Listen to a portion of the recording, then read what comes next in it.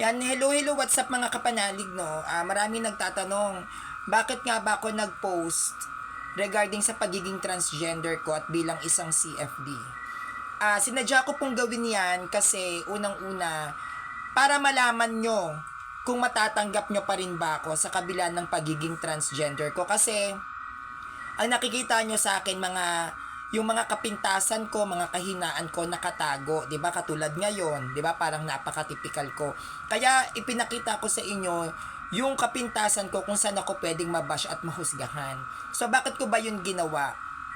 Una, para malaman ko kung sino yung mananatili sa tabi ko. Pangalawa, para malaman nyo kung kaya nyong intindihin yung sitwasyon ko.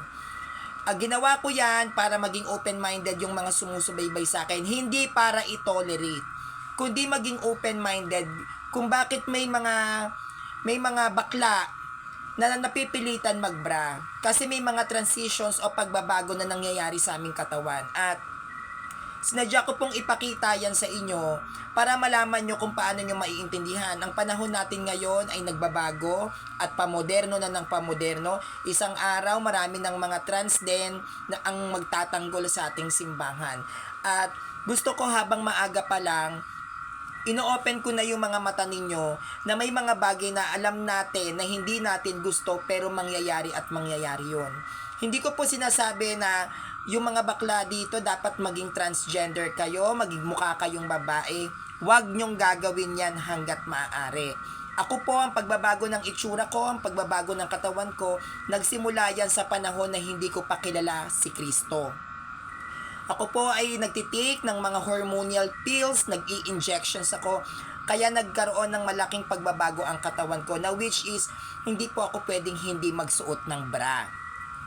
At yung pong nakita ninyo sa mga pictures ko, ay ako po talaga yan.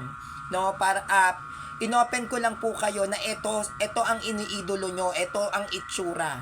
No? Kaya nasa sa inyo yan, kung mananatili pa rin kayong susubaybay sa akin. Pero like what I've said, no, maging totoo ka para maging totoo sila sa'yo. Mas maganda po yung wala kang multo na kinatatakutan. Mas maganda na ikaw na mismo ang nagpapaliwanag sa mga tao na ganito akong klaseng tao, hindi ako perpekto.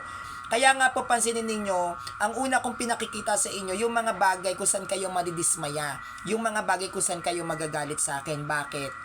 Kasi madaling mahalin ang tao pagtanggap mo ang kahinaan at kapintasan nito. Kaya sana mga kapanalig ay maunawaan ninyo ang dahilan kung bakit ko ipinakita sa inyo yung mga larawan na alam kong hindi naman talaga angkop bilang isang CFD.